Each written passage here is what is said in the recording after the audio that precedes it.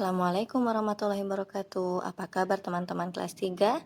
Alhamdulillah, nahnu mu'minun, Allahu Akbar. Hari ini di Bahasa Indonesia, tema 3, subtema 2, kita akan belajar tentang wujud benda.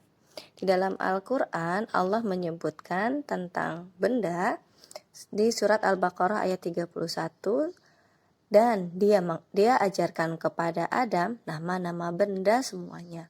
Kemudian dia perlihatkan kepada malaikat seraya berfirman, "Sebutkan kepadaku nama semua benda ini, jika kamu yang benar."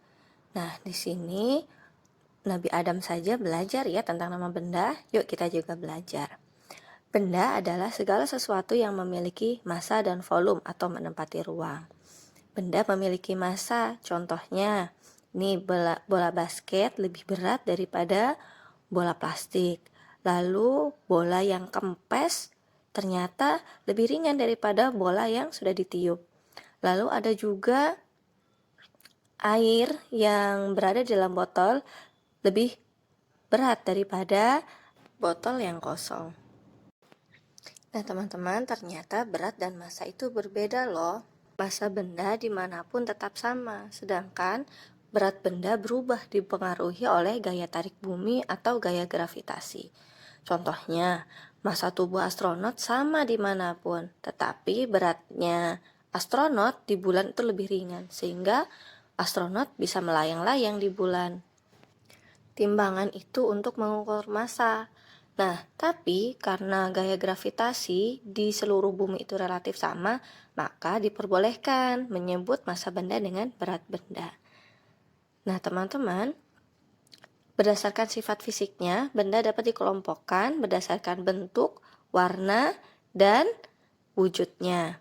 Hari ini kita akan belajar tentang wujud benda ya, seperti yang pernah kita pelajari dulu di kelas 2. Wujud benda ada 3, yaitu padat, cair, dan gas. Nah, sekarang kita akan pelajari dulu benda padat. Benda-benda ini semua adalah benda padat ya. Jadi peralatan dapur, alat-alat tulis kita, itu semua adalah benda padat. Nah, lalu apa saja ya sifat-sifat benda padat?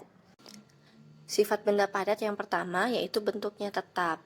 Contohnya stroberi ini. Saat dia masih di tanamannya, dia bentuknya seperti itu. Saat kita petik, bentuknya tetap sama.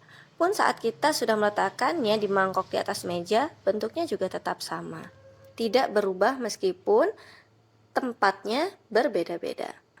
Lalu sifat benda padat yang kedua yaitu dapat digenggam. Kita dapat menyentuh bahkan menggenggam benda padat ini. Tapi benda padat juga bisa berubah bentuk loh, tapi membutuhkan usaha tertentu. Contohnya seperti stroberi ini. Kita bisa membuatnya menjadi hancur seperti jus atau menjadi selai stroberi dengan cara dihaluskan. Berikutnya kita pelajari benda berwujud cair. Cairan ini atau air sebenarnya ada di sekitar kita, sangat banyak sekali. Seperti kita lihat peta dunia ini. Bagian berwarna biru adalah air. Jadi 2/3 dari bumi kita adalah berisi air. Lalu tubuh kita juga terdiri dari banyak sekali air, yaitu 7/10 bagian dari tubuh kita adalah air. Maka dari itu jangan sampai kita dehidrasi, harus cukup minum. Benda cair yaitu bentuknya berubah sesuai wadah. Ini botolnya berbeda-beda, bentuknya juga berbeda-beda. Dan saat air ini tumpah dari gelas, maka bentuknya tidak beraturan lagi, tidak seperti sebelumnya yang berbentuk gelas. Sifat berikutnya yaitu dapat disentuh, seperti kita menyentuh air hujan, memegang sampo, minyak, dan lain-lain. Lalu sifat berikutnya itu mengalir ke tempat yang lebih rendah seperti air terjun ini atau air yang ada di keran kita. Lalu berikutnya memiliki permukaan yang selalu datar. Ini seperti saat kita melihat air dalam gelas ya. Saat dimiringkan, waktu kita akan minum, dia permukaannya tetap datar. Wujud benda berikutnya yaitu benda berwujud gas. Benda berwujud gas ini sebenarnya tidak dapat dilihat, tetapi dapat kita rasakan. Contohnya seperti balon ini. Bentuknya gas yang ada di dalamnya sesuai dengan balonnya.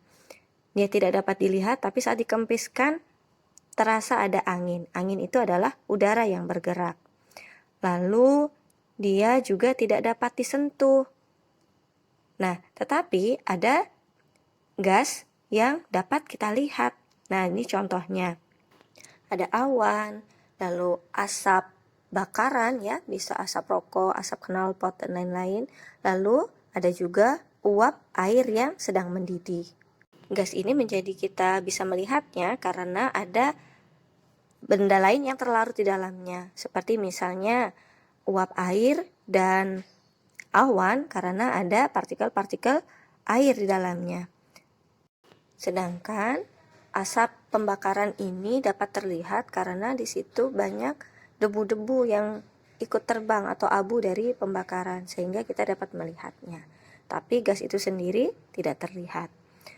Nah, lalu gas yang sering kita manfaatkan di rumah kita yaitu LPG ini. Teman-teman pasti menemukan tabung ini ada di dapur teman-teman ya.